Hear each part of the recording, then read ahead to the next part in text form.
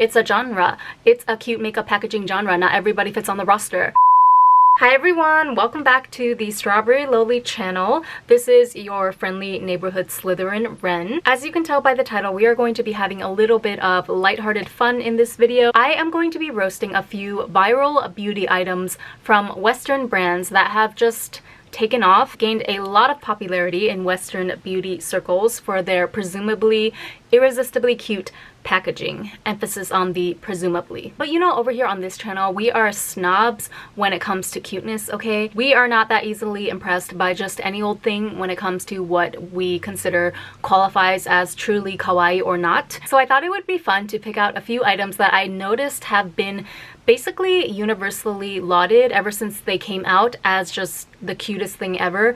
The best thing since sliced bread. Typically with most makeup releases, no matter how good the product is, there typically tends to be at least one or two reviewers amongst the sea of glowing reviews that come out and say, you know what, it was alright, but I don't really see what the hype is, or it just doesn't really do it for me. But with the products that we're going to be talking about today, I noticed that pretty much everyone seems to be head over heels over how undeniably cute the packaging is.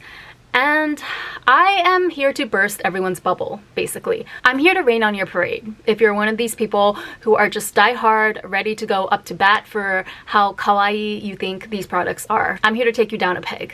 That's what I do. You know, as someone who reviews primarily Asian beauty brands, Chinese, Korean, Japanese, and who also owns the cutest cat in the world. It's hard to be cute, but someone's gotta do it.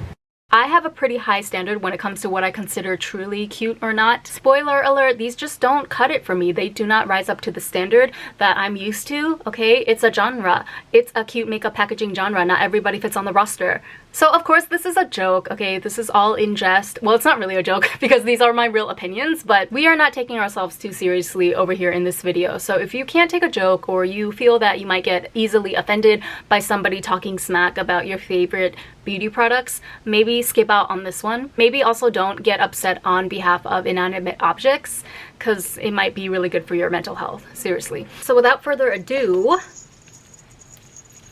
AP Kawaii class is in session. Okay, I'm gonna take these off though, because this jingling noise is gonna drive me crazy. So first up, we have these rose-shaped blushes by Winky Lux, which are a little bit of an older item by now, but still, I'm sure you remember just as well as me these being all over social media when they first came out. My honest first thought upon seeing these blushes was dollar store. Yeah, it's giving Dollar Tree, it's giving Dollar General. I can't even say Daiso because Daiso would have something cuter than this, but yeah. The one detail that might surprise you to hear that really drives home the cheap looking aspect of it all is the gold under casing. Gold is usually not the choice of material for packaging for certainly Japanese, but I would say also for the most part Korean and Chinese makeup brands as well. Now for me, I've always been a silver girl. I've never really liked gold.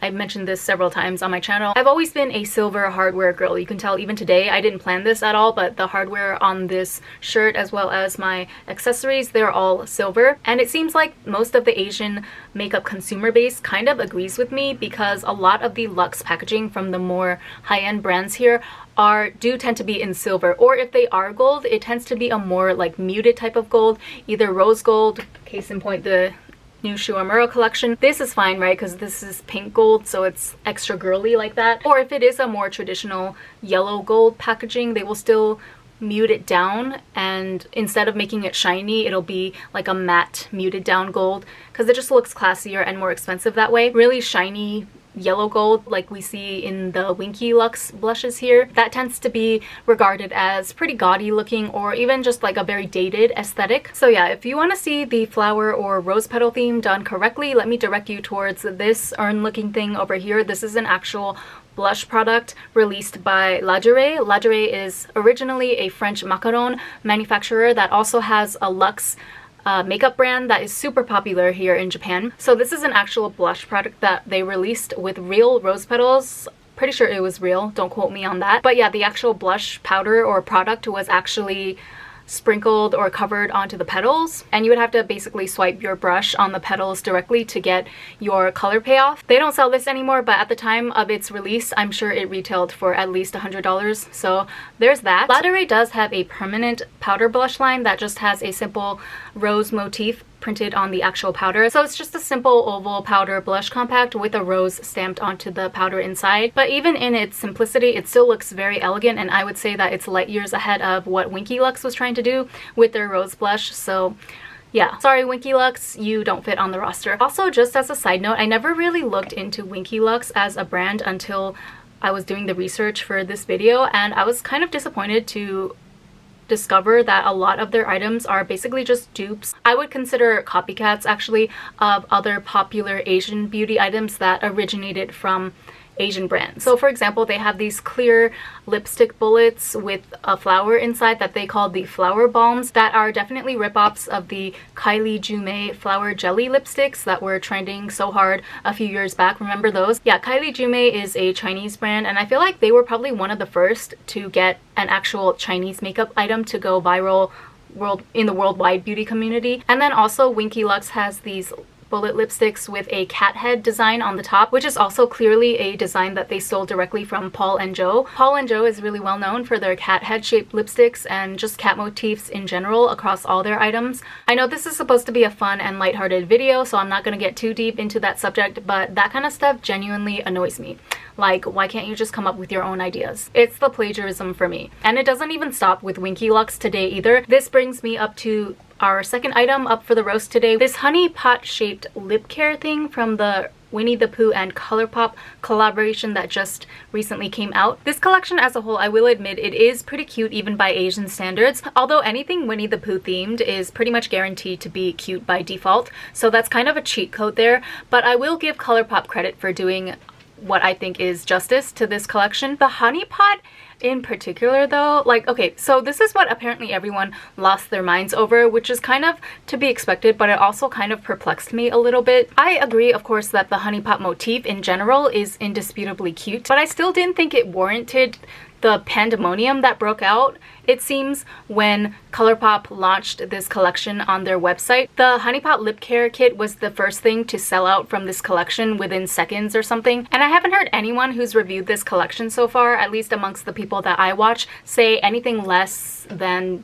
just gushing affirmations over how adorable and how cute this item is. See, to me, this is cute in like a child's toy type of way, like a tchotchke. Wow, I can't pronounce that.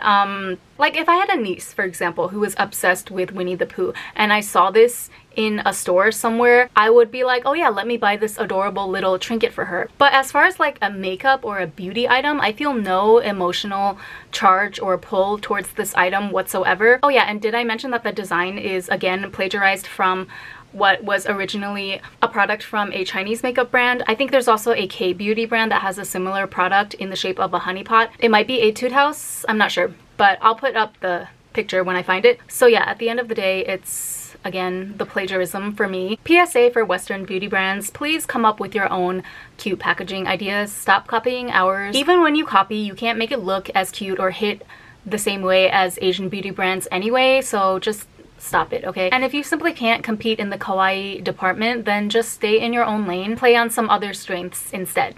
How about that? So that brings us to our final roast of the day, number 3. This is more of a category than a single product or item, but anything heart-shaped.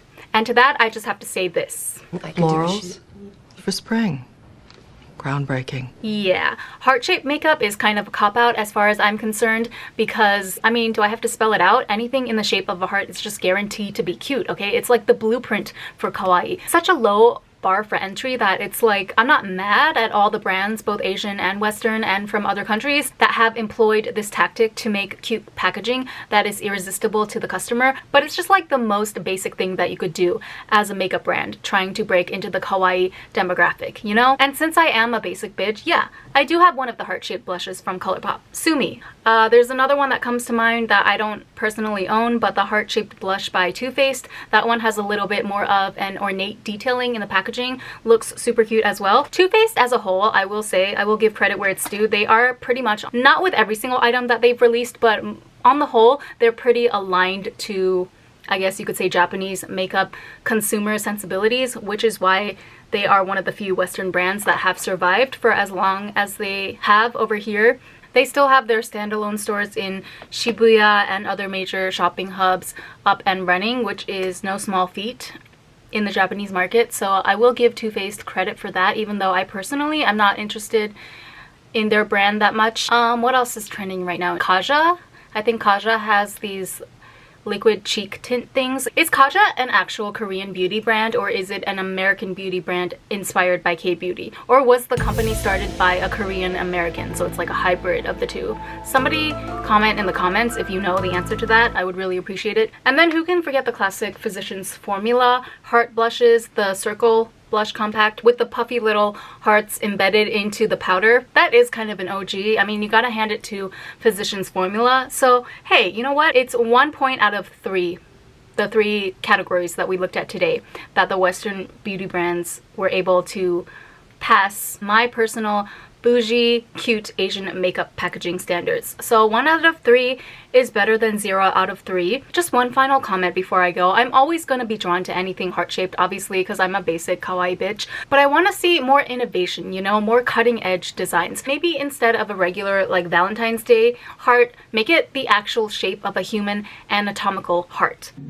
Bring back her heart. Which Lush actually has a shower jelly in the shape of a heart, so I'm actually interested in picking up that item at some point, not anytime soon because I gotta save for this Okinawa trip, but maybe after Okinawa I'll look into that. Or I don't even know if it's a permanent item. Maybe it only comes around once a year during Valentine's Day. But yeah, anatomical hearts, okay? That's the real groundbreaking thing here. And then also Gucci had these anatomically shaped heart bags, evening bags as well, which I actually really want the silver one, but again, Okinawa trip. Anyway, I think I reached my roasting quota for the day. This was a lot of shade thrown in a single video, even for me, so I'm gonna retire to just enjoy and relax for the rest of my Sunday evening now. Let me know if you want me to do more fun, quirky content like this, and yeah, thanks for watching. As always, I will see you in the next one. Bye!